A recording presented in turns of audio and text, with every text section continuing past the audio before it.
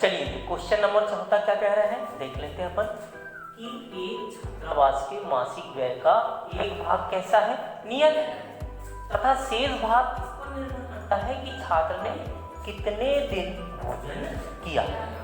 जब एक विद्यार्थी ए को जो 20 दिन क्या करता है भोजन करता है 1000 रुपये छात्रावास के व्यय के लिए अदा करने पड़ते हैं। फिर बोल रहा है कि एक विद्यार्थी बी को जो 26 दिन भोजन करता है छात्रावास के व्यय के लिए कितना 1180 रुपये अदा करने पड़ते हैं नियत व्यय और प्रतिदिन के भोजन का मूल्य ज्ञात कीजिए। तो अब हम जब इस सवाल को हल करेंगे तो हमको क्या करना है जो ज्ञात करना है हम उसी को मान लेते हैं। अब क्या ज्ञात करना अपने को तो ये देखो नियत कौन सा व्यय और फिर प्रतिदिन के भोजन का व्यय या मूल्य जो भी बोलना है तो हम बोल लेते हैं माना नियत व्यय कितना है भाई बराबर कितना रुपए x रुपए ठीक है।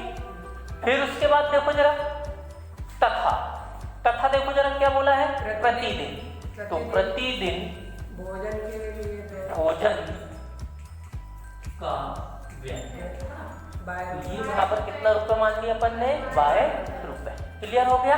अब पहली शर्त से या फिर आप ऐसा भी लिख सकते हो प्रश्न अनुसार। तो देखो जरा जब एक विद्यार्थी ए तो कौन से विद्यार्थी के लिए ए के लिए तो पहली शर्त क्या बोल रही है विद्यार्थी बोलो विद्यार्थी ए के लिए विद्यार्थी ए के लिए चलो क्या है शर्त विद्यार्थी ए को जो 20 दिन भोजन करता है कितने दिन भोजन करता है 20 दिन तो ऐसी स्थिति में नियत व्यय कितना है x रुपए धन। अब यहाँ पर देखो प्रतिदिन प्रति 20 दिन के लिए तो 20 दिन के लिए देखो जरा क्या हो जाएगा बाय तो 20 में कितने का गुणा कर दिया जाएगा तो 20 बाय बराबर। अब देखो जरा ये प्रति 20 दिन भोजन करता है तो इसके लिए कितने रुपए देने पड़ रहे हैं उसको तो ये बराबर कितना हो जाएगा 1000 ठीक है। समीकरण नंबर ये क्लियर हो गया।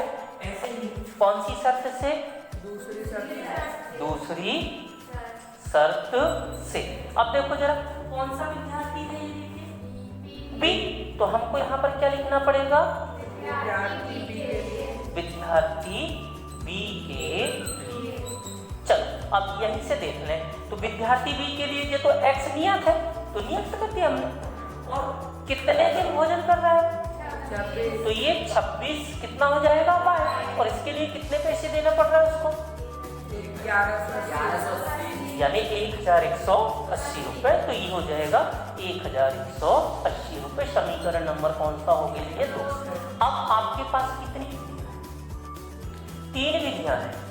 पहली है प्रतिस्थापन विधि दूसरी है विलोपन विधि और तीसरी है वज्र गुणन विधि। तो आपको कभी भी सवाल में देखना दोनों समीकरणों में यदि कोई भी चर बराबर हो तो आप क्या कर देना समीकरण को घटा देना चाहे 1 में से 2 को घटाओ या 2 में से 1 को घटाओ ठीक है। तो यहाँ पर देखो बड़ा समीकरण कौन सा है हमारा 2 तो 2 में से हम किसको घटा देंगे 1।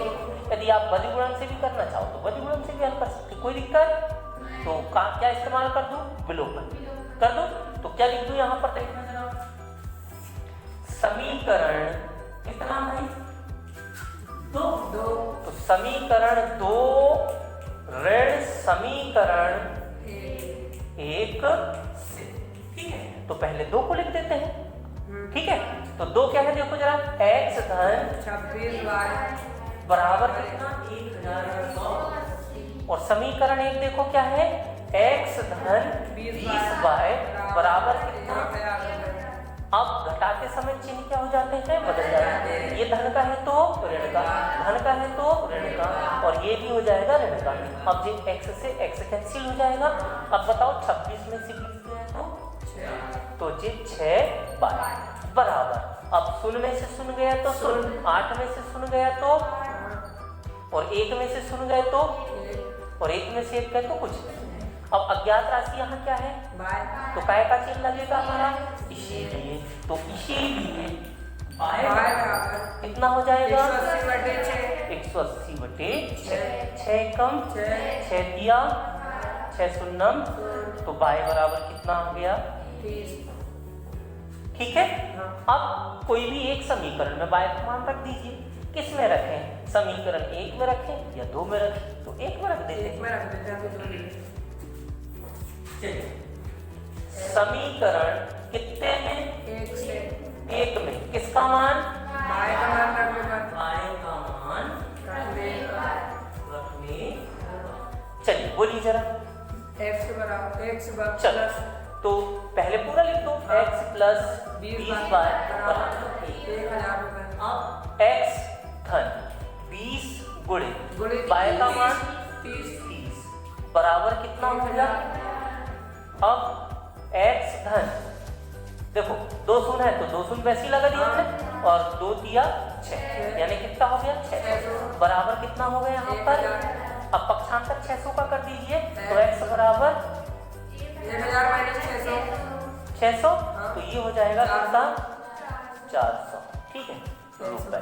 तो अब बताइए भाई, अब उत्तर में लिखेंगे तो क्या लिखेंगे, अब उत्तर में लिखेंगे तो बोलो, तो बोलो नियत व्यय, तो नियत व्यय बोलो क्या हो जाएगा, नियत व्यय बराबर कितना 400 रुपए, तथा प्रतिदिन के भोजन का मूल्य प्रतिदिन के के भोजन का भोजन का बोलो मूल्य मूल्य या हाँ बराबर कितना, बाय होता है, बाय का मान कितना आ गया 30 रुपए, और ये हमारा क्या हो जाएगा, क्लियर हो गया।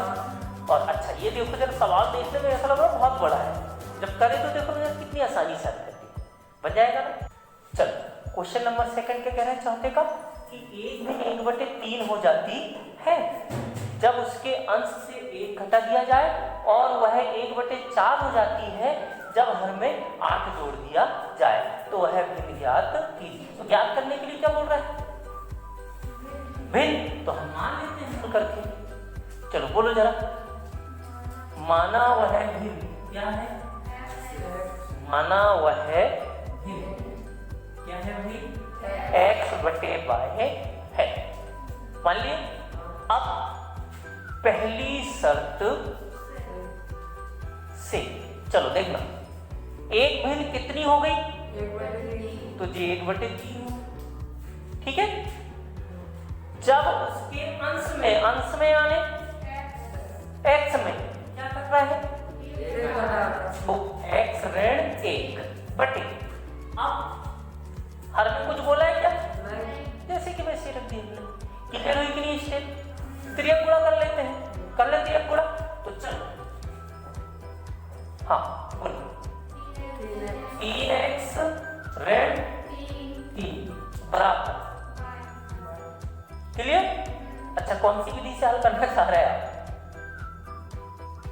प्रतिस्थापन या विलोपन, प्रतिस्थापन से करोगे तो यहीं से मान निकल जाएगा, तो एक काम कीजिए, फिर ऐसा त्रियक गुणा पहले बाएं तरफ से कीजिए, बाय कम बाय बराबर 3x माइनस 1, यानी बाय बराबर 3x माइनस 3, ऐसा नंबर, क्लियर। उसको आप समीकरण में मत बनाना, ऐसे ही रहेगा ना। चलिए अब कौन सी शर्त से भी, दूसरी शर्त से, द्वितीय शर्त से, चलो द्वितीय शर्त क्या बोल रही देखना, फिर कितना हो जा रहा है, तो हमने पहले लिख दिए 1/, ठीक है। क्या बोल रहे हैं, जब इसमें अंश में कुछ बोला है क्या, तो x/, हमें कितना बाय धन, क्लियर हो गया। अब त्रियक गुणा कर दो, कितना 4x बराबर बाय धन, क्लियर कंफर्म। अब यहीं से देखो, चाहो तो आप इसे पक्षांतर करके ले आओ, 4x धन का है तो इधर आके बराबर कितना 8, समीकरण नंबर, क्लियर। ये समीकरण कौन सा बन गया, अब समीकरण 1 से किसका मान बाय का मान किस में रख दे, समीकरण 2 में रख दे। तो क्या लिखना पड़ेगा अपने को, देखो समीकरण 2 में बाय का मान समीकरण 2 में बाय का का मान रखने पर, तो देखो जरा क्या हो जाएगा, 4x ऋण बाय बराबर कितना हो गया 8। तो अब रखते हैं यहाँ से, तो 4x ऋण बाय का मान कितना है आपका 3x। तो यहाँ कोष्टक इस्तेमाल कर लें। हाँ तो ये हो गया 3x ऋण 3 बराबर कितना हो गया 8। तो ये हो गया 4x ऋण 3x धन 3 बराबर कितना हो गया यहाँ से, ठीक है। अब एक काम करो, 4 में से 3 गया तो x धन 3 बराबर कितना हो गया 8। 3 का कर दो पक्षांतर, तो x बराबर 8 ऋण 3 यानी x बराबर कितना हो गया 8। x बराबर कितना हो गया 5 हो गया। अब क्या करेंगे अपन, समीकरण कितने में किसका मान रख देंगे, समीकरण कितने में भाई किसका मान रखने पर। तो चलो जरा कितना हो जाएगा, जरा यहाँ से देखो y बराबर 3x ऋण 3। तो y बराबर 3 गुणित x का मान कितना है आपका 5 ऋण 3। तो y बराबर 3 ऋण 3। अब यहीं से देखना, जगह नहीं है यहीं से लिख देना ना। तो 15 में से 3 गए तो 12। ठीक है। अब यहीं से देखें जरा क्या हो जाएगा अगली स्टेप में। तो आपका x का भी मान निकल गया और y का भी निकल गया। तो अब हम क्या लिखेंगे, वह है बराबर x बटे कितना है y है। तो x का मान देखो कितना आया 5 और y का मान कितना आया, वही हमारा क्या हो जाएगा। अब ये चौथा का कौन सा भाग, तीसरा क्या बोल रहा है जरा देख ले, कि यश ने एक टेस्ट में 40 अंक अर्जित किए। कितने अंक अर्जित किए भाई, चलो आगे। जब उसे प्रत्येक सही उत्तर पर 3 अंक मिले, यानी उसने एक सही उत्तर दिया तो उस पर कितने अंक मिले, और एक अशुद्ध उत्तर पर कितने अंक कट गए उसके, ठीक है। फिर और आगे देखते हैं, यदि उसे सही उत्तर पर 4 अंक मिले और अशुद्ध उत्तर पर 2 अंक कटते हैं तो यश 50 अंक अर्जित। अब बोल रहा है टेस्ट में कितने प्रश्न थे, ठीक है। तो सबसे पहले अपन जब हल लिखेंगे तो हमको यहां से हल करना पड़ेगा। सही उत्तरों की संख्या कितनी है भाई, हमने मान लिए x। तो यहां लिख देना माना सही उत्तरों की संख्या कितनी है x, तथा चलो तथा में बोलेंगे गलत उत्तरों की संख्या बराबर कितनी है y है। किसके अनुसार, प्रश्नानुसार। चलिए बोलिए जरा। तो कितने सही उत्तर दिया उसने 3, तो 3x, ठीक है 3 अंक मिल गए और 1 अंक कट गए काय पर, गलत पर। और गलत क्या है यहाँ पर बराबर कितने अंक प्राप्त हुए उसको, यहीं से 3x ऋण y बराबर कितना हो गया 40। y का मान निकाल लो, ठीक है। ऋण का है तो उधर हो जाएगा, तो ये हो जाएगा 3x और ये धन का है तो इधर आके तो ऋण का 40 बराबर कितना हो गया। अब इसको पहले लिख लो y को, तो y बराबर 3x ऋण 40 समीकरण नंबर हो गया, ठीक है। अब पुनः प्रश्नानुसार, चलो पुनः प्रश्नानुसार। अब क्या बोल रहा है प्रश्न देख लीजिए, यदि उसे सही उत्तर पर कितने अंक मिले 4, तो यहां पर देखना ये 4x। फिर उसके बाद देखो जरा अशुद्ध उत्तर पर 2 अंक कट गए तो ऋण 2y बराबर कितने अंक प्राप्त हुए उसको 40, अरे 50, तो कितने प्राप्त हुए 50। अब इस प्रकार ये समीकरण नंबर कौन सा हो गया, अब समीकरण कितने से 1 से किसका मान किसमें रख दे, तो क्या लिखेंगे अपन, बोलो। समीकरण 2 में, ठीक है, 2 में y का मान रखने पर, चलो रखो जरा, 4x ऋण 2 गुणित y का मान, तो यहाँ कोष्टक इस्तेमाल कर देना है ना, तो 3x ऋण 4 बराबर, बोलो, चलिए यहीं से करें हल। 4x ऋण 6x ऋण ऋण धन और 2 चौक 2 शून्य बराबर, क्लियर हो गया। अब इसमें से देखो बड़ा कौन, 6, इसका चिन्ह क्या, ऋण, तो हमने लगा दिए, 6 में से 4 गए तो धन बराबर। अब अगली स्टेप में देखो किसका पक्षांतर कर देंगे, तो क्या बचा, ऋण 2x बराबर 50 माइनस 80। चलो ऋण 2x बराबर घटा दो ऋण का, ठीक है, और ये ऋण से तो 2x बराबर, इसीलिए x बराबर 30 बटे 2 एकम 2 एकम बच गया 1, हो गया 10, 2 पंचे, तो x बराबर कितना आ गया, क्लियर हो गया। अब इस x का मान किसमें, समीकरण रखते हैं, तो समीकरण कितने में,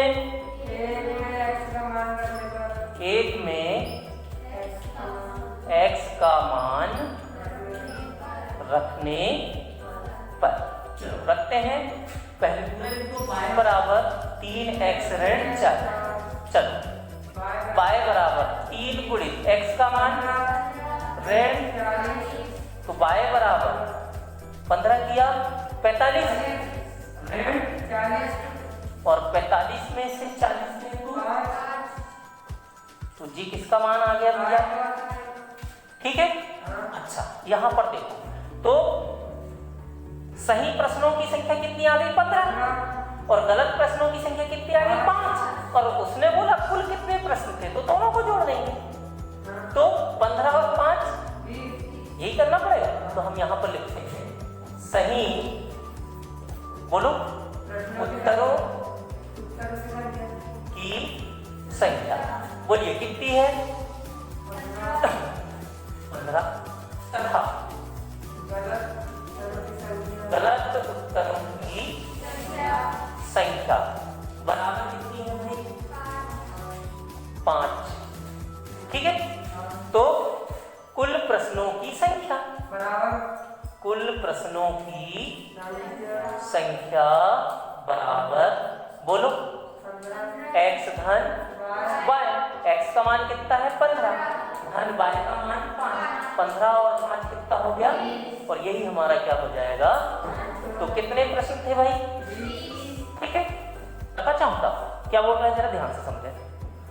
एक राजमार्ग पर 2 स्थान A और B है, तो मान लेते हैं, ये देखो ये कोई क्या है, राजमार्ग है, ये स्थान क्या है आपका A, और ये है, ठीक है। फिर क्या बोल रहा है, देखें जरा, 100 किलोमीटर की दूरी है, तो इनके बीच की दूरी कितनी भाई, A और B के बीच की दूरी है 100 किलोमीटर, ठीक है। अब क्या बोला है, जरा ध्यान से समझना।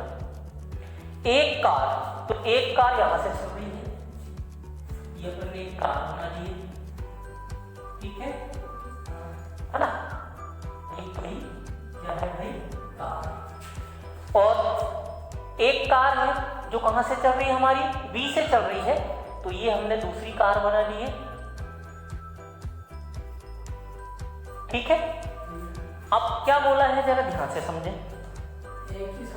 एक ही समय में चलना प्रारंभ करती है, यदि वे कारें भिन्न भिन्न चालों से एक ही दिशा में चलती है तो 5 घंटे पश्चात मिलती है, एक ही दिशा में।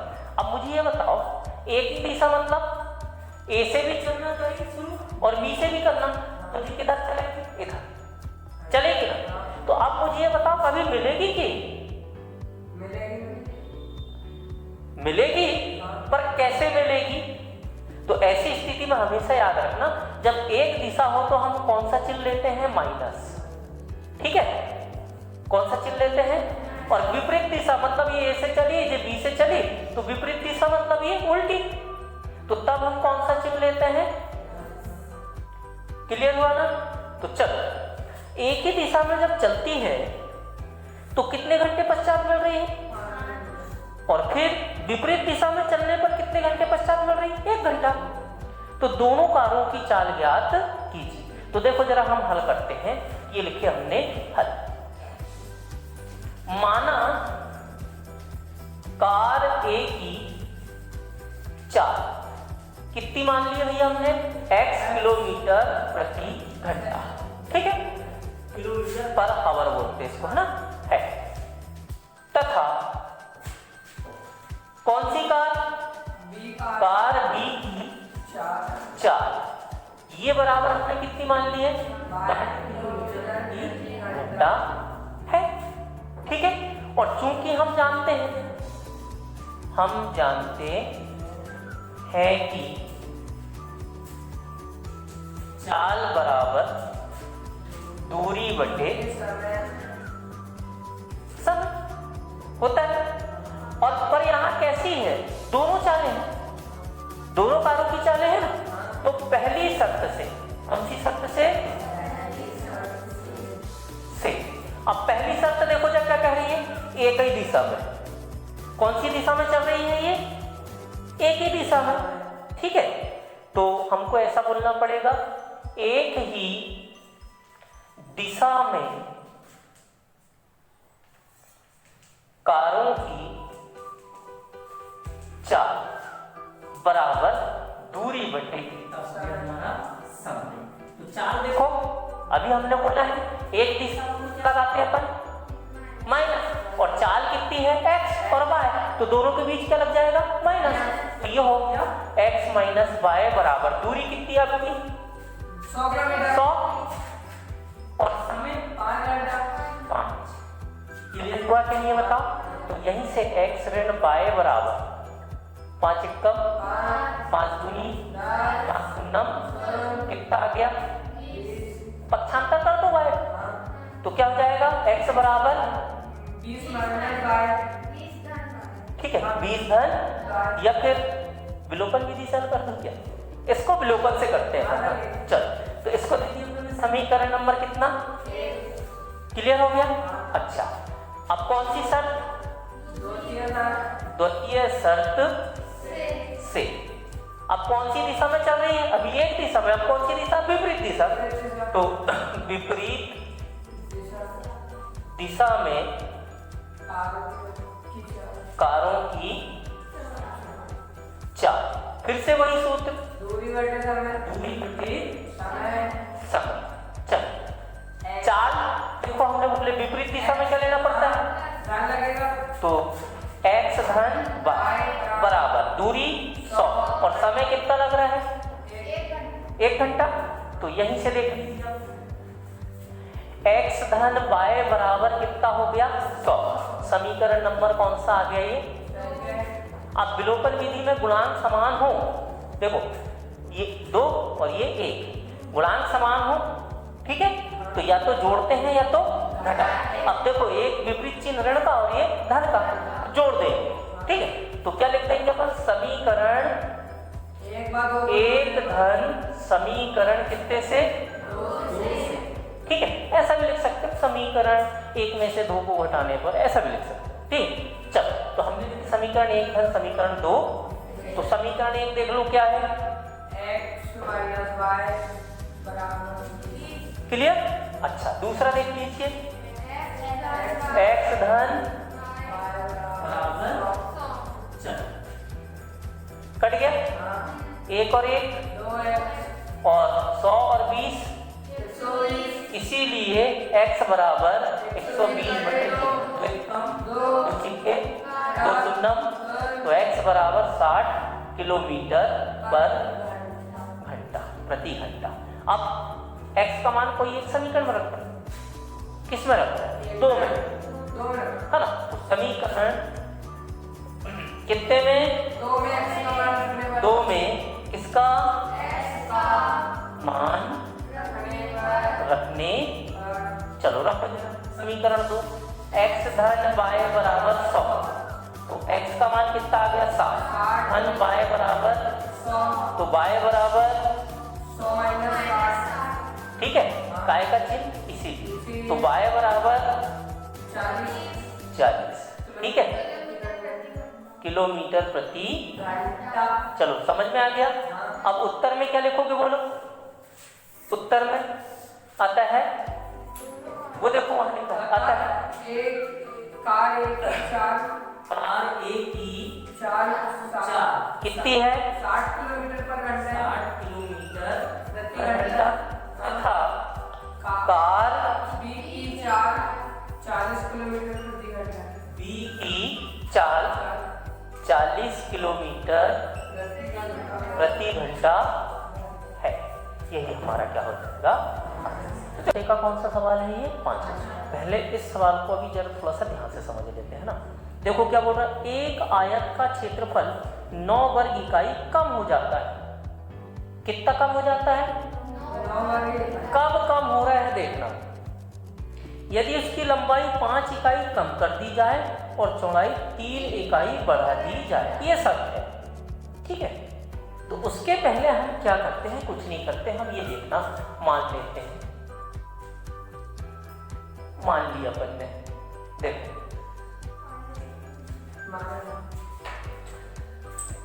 माना आयत की क्या भाई लंबाई ठीक है, ये बराबर देखो जरा x और इसमें क्या दिया है देखो जरा, इसमें मीटर सेंटीमीटर दिया क्या, तो इसमें देखो जरा इकाई दिया है, तो वो सेंटीमीटर भी हो सकता है मीटर भी हो सकता है, पर यहाँ निश्चित नहीं है, इसीलिए अपने बोलना पड़ेगा यहाँ पर इकाई बोल दी। तथा आयत की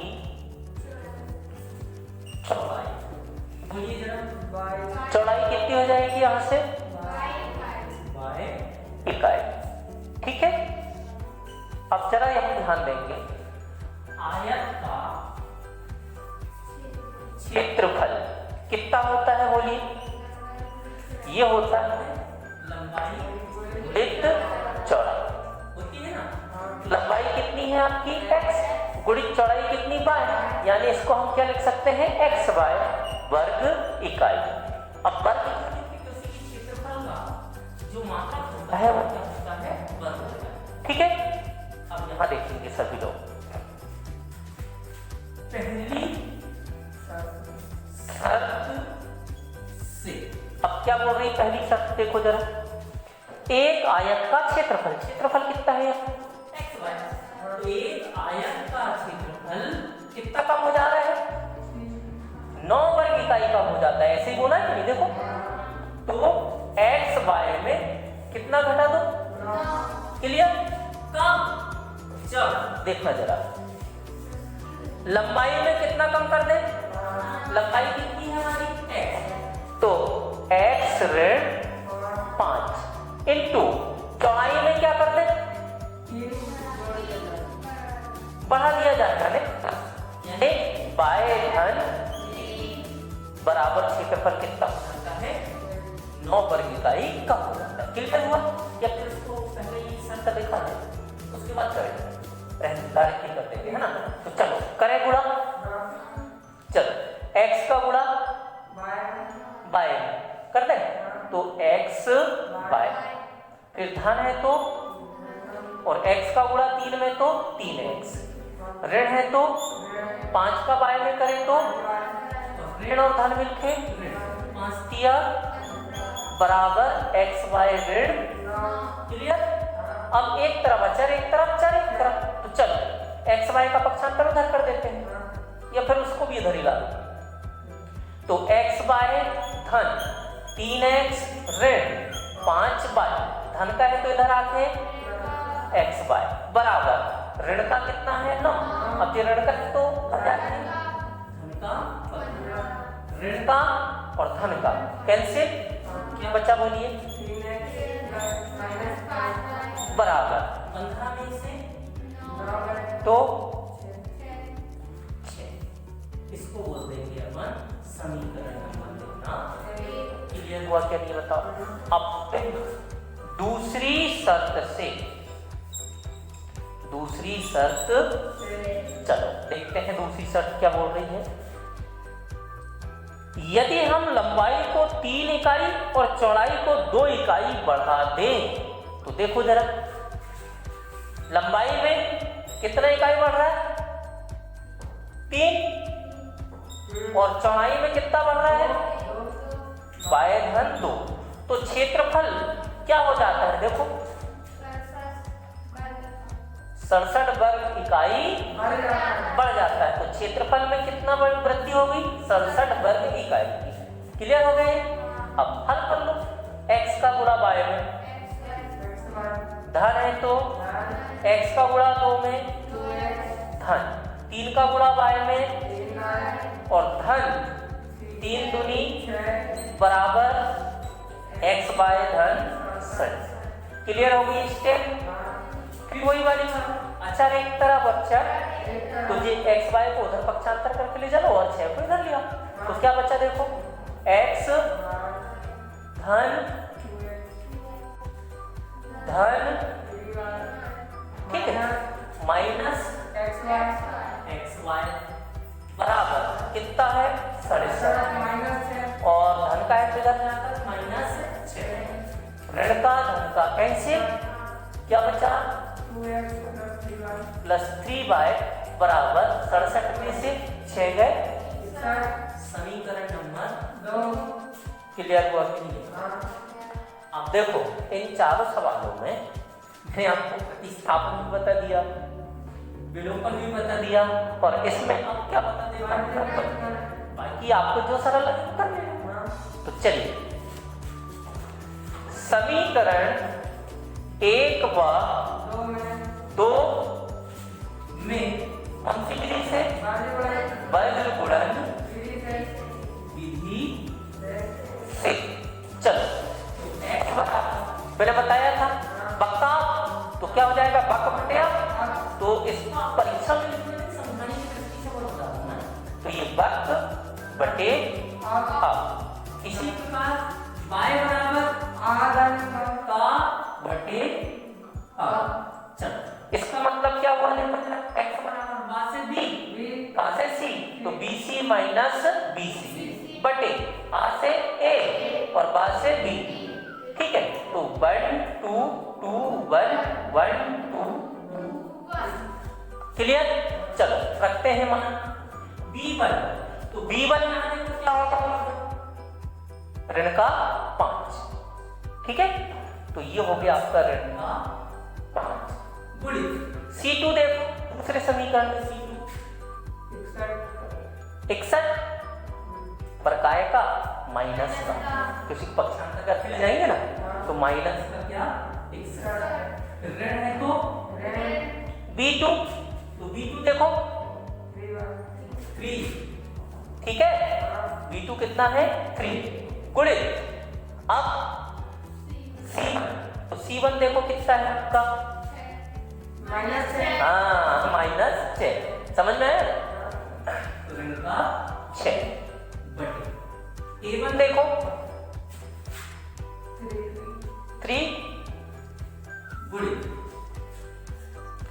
B2 देखो B2 3 फिर बीच में माइनस A2 देखो 2 गुणित B1 देखो B1 माइनस करें हल तो ये हो गया ऋण और ऋण धन 5 एकम और 5 छिक्के। ठीक है फिर ऋण और ऋण ठीक है 3 बटे। चलो यहां से आओ 3 किया हो गया और ऋण और ऋण 5 दूनी। अब हल करते हैं इधर। ठीक है तो x बराबर बोलो x बराबर 305 धन 18, तो कितना हो गया? 8 5 13 का, हासिल का 1 1 और 1, यहाँ शून्य होने के कारण 2, ठीक है, ठीक है। और 3 का और बटे कितना है? 10 और 9 19, कट सकता है ये, तो x बराबर काटो 19 से कम 19, बच गया कितना आपका? यहाँ से 13 हो गया 133 और 19 साते इकाई। आगे देखो जरा, अब बाय का मान, तो बाय बराबर सी ए माइनस सी और बटे ए बी माइनस ए, 1 2 2 1 1 2 2 1, तो बाय बराबर C1 का मान देखो, C1 का मान ऋण का 6, पक्षांतर करके ले जाएंगे, ऋण का 6 गुणी A2 का मान 2 ऋण C2 का मान, C2 का माइनस 61 गुणी, अब यहां से देखो A1 का मान, A1 का मान 3 और बटे, इसको मान रखने की जरूरत नहीं है, कितना आया हल करने पर 19 आया ना, तो डायरेक्ट 19, तो बाय बराबर बोल दीजिए 6 दूनी 12 माइनस का ऋण ऋण 3 एक कम 3 छिंग 18 बटे 19, तो बाय बराबर, चलो 3 में से 2 है 1, 8 में से 1 है और 1 का और बटे 19, काटो जरा कितने बार कट रहा है? 9 से देखो वाला, 19 गुणित 9 81 का 1, हासिल का 8, 9 एक कम 9 और 8, कितने बार कटा? तो कितने बार कटा है? 9 बार, तो y बराबर कितना हो जाएगा? 9 इकाई। और आपको आंसर में क्या बताना है? आयत की विमाएं, तो उत्तर में क्या हो गया? बोलिए, अतः बोलिए आयत की लंबाई, विमाएं मतलब विमा लंबाई और चौड़ाई होती है, लंबाई कितनी है जल्दी से बोलो? 17 इकाई तथा चौड़ाई 9 इकाई